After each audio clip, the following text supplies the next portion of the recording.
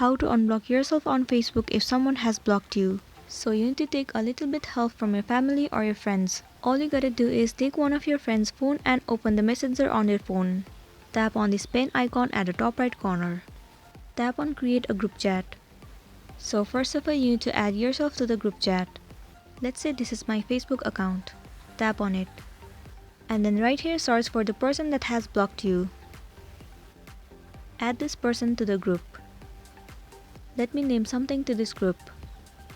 Once you are done, tap on create at the top right corner. Well, the group has been made successfully. You and the person that has blocked you on Facebook has been added to this group.